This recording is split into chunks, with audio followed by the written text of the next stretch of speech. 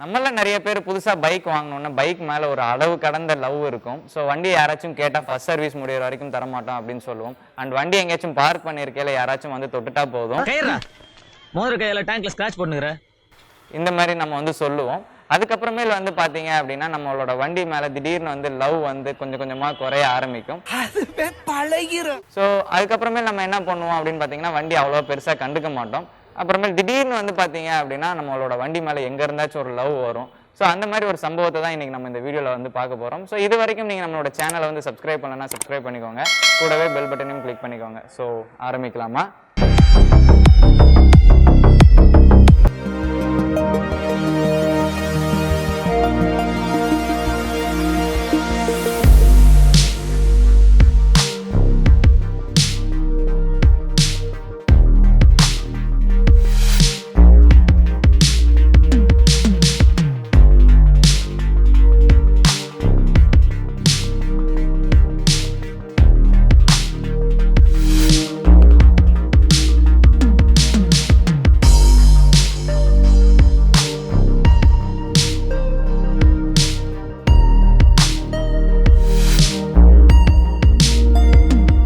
ஆரம்பத்தில் சொன்ன மாதிரி இந்த லவ் வேவ்ஸ் அப்படின்றது கொஞ்சம் ஏற்ற இறக்கமா இருக்கும். பட் இருந்தாலுமே அந்த பைக் மேல இருக்கக்கூடிய லவ் அப்படின்றது எப்பயுமே மாறாததான். ஸோ நம்மளோட பைக்கு நம்ம எப்போ நினைச்சாலும் மெயின்டைன் பண்ணணும் அப்படின்னு ஒரு சில பைக்கர்ஸ் வந்து நினைப்பாங்க. ஸோ அதே மாதிரி தான் இந்த பைக் ஓனருமே. ஸோ கொஞ்ச நாள் அவர் மெயின்டைன் பண்ணாமல் வச்சிருந்தாரு. பட் இருந்தாலும் அந்த பைக் மேல இருக்கக்கூடிய அந்த லவ் இவ்வளோ கஷ்டப்பட்டு நம்ம வாங்கணும், நம்மளோட பிடிச்ச வண்டி இப்படி இருக்குன்னு அதை மெயின்டைன் பண்ணணும்ன்றத கேட்டாரு. இந்த கஸ்டமர் வந்து பார்த்தீங்க அப்படின்னா நம்ம ரொம்ப நாளாக வந்து ஃபேஸ்புக்கில் வந்து ஃபாலோ பண்ணிட்டு இருந்தாரு. நம்ம பிளிங் டீடைலிங் ஸ்டுடியோ ஆரம்பித்த காலத்துலேருந்து நம்மளோட ஃபேஸ்புக் போஸ்ட்டுக்கெலாம் லைக் பண்ணிவிட்டு நம்மக்கிட்ட எல்லா டீட்டெயில்ஸுமே வந்து கேட்பாரு.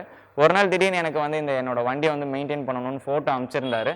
ஃபோட்டோவில் பார்க்கும்போது ரொம்பவே கொஞ்சம் ஸ்டேஜஸ் வந்து பெயிண்ட் ரெஸ்டோரேஷன் பண்ணுற அளவுக்கு தான் இருந்தது. அவர் வண்டியை கொண்டு வந்து கொடுத்த போது நான் பார்த்தேன், இது வந்து முடிஞ்ச அளவுக்கு என்னால் எவ்வளோ ரெக்கவர் பண்ணி கொடுக்க முடியுமோ நான் ரெக்கவர் பண்ணுறேன். பிகாஸ் இது பெயிண்டில் இருக்கக்கூடிய மைக்ரான் வந்து ரொம்பவே தின்னாக இருந்தது, 40 மைக்ரான் தான் இருந்தது. ஸோ இதில் எந்த அளவுக்கு என்னால் அக்ரெசிவாக ஒர்க் பண்ண முடியும்னு தெரியல. பட் இருந்தாலும் என்னோட பெஸ்ட்டை நான் கொடுக்குறேன் அப்படின்னு நான் சொல்லியிருந்தேன். ஸோ அவருமே நம்மகிட்ட வந்து வண்டியை கொடுத்துட்டு போயிருந்தார். வண்டியோட ப்ரீவியஸ் நீங்கள் பார்த்தீங்கன்னா உங்களுக்கே வந்து தெரியும், நிறைய இடங்களில் வந்து பார்த்தீங்கன்னா ஆயில் கண்டாமினேட் ஆகிருந்தது. ஸோ இன்ஜினுக்கு கீழ்ப்பகுதியாகட்டும், இன்ஜினுக்கு மேலே, அதுக்கப்புறமேல் வந்து பார்த்தீங்க அப்படின்னா பேக் வீலில் இருக்கிறது வந்து குரோம் வீலு. பட் அந்த குரோம் வீலே தெரியாத அளவுக்கு நிறைய டீக்ரீசர் அண்ட் அந்த செயின் லூப்லாம் பட்டு அப்படியே கருப்பாக இருந்தது. ஸோ இது எல்லாமே நம்ம வந்து க்ளீன் பண்ணி ப்ராப்பராக பண்ணணும். ஸோ இதுக்கு வந்து பார்த்திங்கன்னா எனக்கு குறைஞ்சது ஒரு 3லேருந்து 5 நாள் இல்லை அதுக்கு மேலேயுமே தேவைப்படும். பிகாஸ் அந்த அளவுக்கு ஆயில் கண்டாமினேஷன் இதை க்ளீன் பண்ணுறதுக்கே ஆகும் அப்படின்னு சொல்லியிருந்தேன். ஸோ கஸ்டமர்கிட்ட நான் வந்து சொன்னது, எனக்கு கொஞ்சம் டைம் கொடுங்க, நான் உங்களுக்கு வந்து என்னால் முடிஞ்ச அளவுக்கு பெட்டர் ரிசல்ட் கொடுக்குறேன் அப்படின்னு சொல்லிட்டு. பிகாஸ் நாங்கள் ரொம்ப நாள் ஆச்சு இந்த மாதிரி வந்து ரெஸ்டோரேஷன் பண்ணுறதுக்கு. பிகாஸ் ஏன்னா நிறைய பேர் வந்து ஒரு வண்டி தான் வச்சுருப்பாங்க. இப்போ அவங்களால 5 நாள் 3 நாள் கொடுக்க முடியாது. ஸோ அண்ட் அதுக்காக நான் சொன்னேன், நான் ரொம்ப நாளைக்கு முன்னாடி நான் வீட்டில் வச்சு பண்ணும்போது இந்த ரெஸ்டோரேஷன் ஜாப்லாம் பண்ணிகிட்டு இருந்தேங்க. ஸோ இப்போ ரொம்ப நாள் ஆச்சு நான் பண்ணலை, எனக்கு கொஞ்சம் டைம் கொடுங்கன்னா அவருமே வந்து உங்களுக்கு எவ்வளோ நாள் வேணால் டைம் எடுத்துக்கோங்க, நான் உங்களை டிஸ்டர்பே பண்ண மாட்டேன்னு சொன்னார். ஸோ இதுக்கு வந்து நாங்கள் வந்து பார்த்தீங்க அப்படின்னா ஒரு 2 நாள் 3 நாள் ஆச்சு. இதை வந்து ப்ராப்பராக வந்து டீக்ரீசர்லாம் யூஸ் பண்ணி அதில் இருக்கக்கூடிய ஆயில் ஸ்டெயின்ஸ் எல்லாத்தையுமே நம்ம எடுத்துட்டோம். அண்ட் நிறைய இடங்களில் வந்து பெயிண்ட் வந்து போயிருந்தது.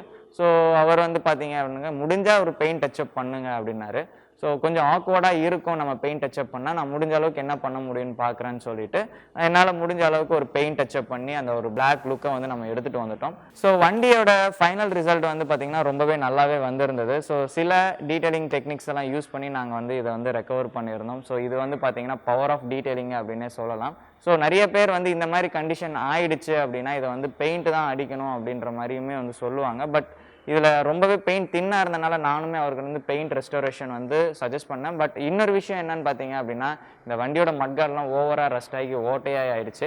ஸோ அதனால வந்து நான் வந்து சொன்னது, நீங்கள் பேசாமல் இந்த மட்கார்ட்லாம் மாற்றிட்டு ஒரு பெயிண்ட் ரெஸ்டோரேஷன் பண்ணுங்கன்ட்டு. பட் அவர் வந்து இல்லை, எனக்கு நார்மலாக வந்து என்ன பண்ண முடியுமோ அதை பண்ணி கொடுங்க அப்படின்றதான் சொன்னார். பட் நார்மலை தாண்டியும் நான் அதிகமாகவே அதுக்கு ஒர்க் பண்ணி இந்த ரெஸ்டோரேஷன் வந்து நான் பண்ணியிருந்தேன்.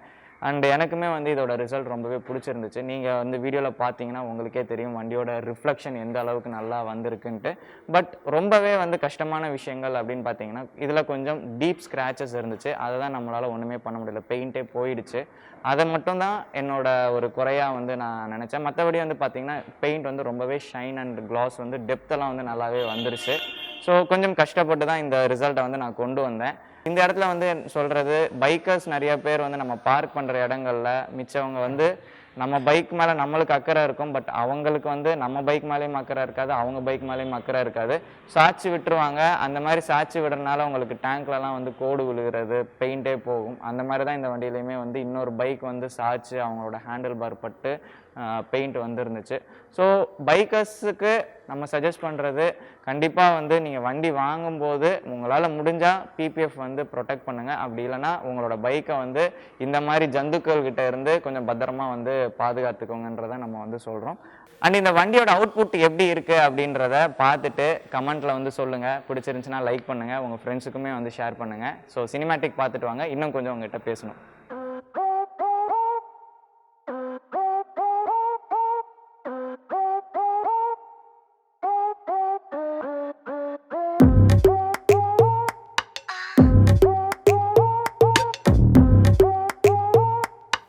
ஸோ சினிமேட்டிக் பார்த்துருப்பீங்க. வண்டியோட ரிசல்ட் வந்து நம்மளால் முடிஞ்ச அளவுக்கு ரெக்கவர் பண்ணியிருப்போம். ஸோ நல்லா இருக்கும்னு நான் நினைக்கிறேன். அண்ட் இந்த வண்டியை வந்து டெலிவரி எடுக்கிறதுக்கு பைக்கோட ஓனர் நம்ம கூட வந்திருக்காரு. ஸோ அவர்கிட்ட வந்து எப்படி இருக்குன்னு நம்ம வந்து கேட்டு தெரிஞ்சுக்கலாம். அவர் என்ன எக்ஸ்பெக்ட் பண்ணார், அந்த எக்ஸ்பெக்ட் பண்ண ரிசல்ட் வந்து கிடச்சிருச்சா அப்படின்றத நம்ம அவர்கிட்டே கேட்கலாம். இந்த பைக்கோட ஓனர் மிஸ்டர் வெங்கடேஷ் வந்து இருக்காரு. இவர் வந்து பார்த்தீங்க அப்படின்னா திருவள்ளூர்லேருந்து வந்திருக்காங்க. நிறைய பேர் வந்து இங்கே இருக்கக்கூடிய திருவேற்காட்டிலேருந்து வர்றதுக்கே ரொம்பவே தயக்கப்படுவாங்க. இவரெலாம் வந்து திருவள்ளூர்லேருந்து வந்து வண்டியை கொடுத்துட்டு மறுபடியும் வண்டி எடுக்கிறதுக்காக பஸ்ஸு பிடிச்சி வந்திருக்காரு. ஸோ இவர் ரொம்ப நாள் நம்மளோட ஃபாலோவர். இவரோட எக்ஸ்பெக்டேஷன் வந்து ஃபுல்ஃபில் ஆகிருக்கா அப்படின்றது அவர்கிட்ட நான் கேட்டுக்கிறேன். Hi US. இப்போ பார்த்தீங்கன்னா அவர் சொன்ன மாதிரி நான் பைக் வந்துட்டு எனக்கு ரொம்ப பிடிக்கும். ஆனால் எனக்கு எந்த பைக் வந்து என்னோடய பைக்குன்னு எனக்கு ரொம்ப நாளாக தெரியாமல் இருந்துச்சு. நான் R15 வச்சுருந்தேன், ராயல் என்ஃபீல்டு, கிளாடியேட்டரு, அதுக்கப்புறம் நிறையா பைக்ஸ்லாம் நான் வச்சுருந்தேன். லாஸ்ட்டு எனக்கு வந்தப்போ எனக்கு ஆரி தான் ரொம்ப மனசில் நின்னது. அது இல்லாமல் எனக்கு இந்த அவுட்லுக் எனக்கு ரொம்ப பிடிக்கும். நம்ம WWEல ஒரு பேர் என்னாச்சு, அண்டர்டேக்கர்.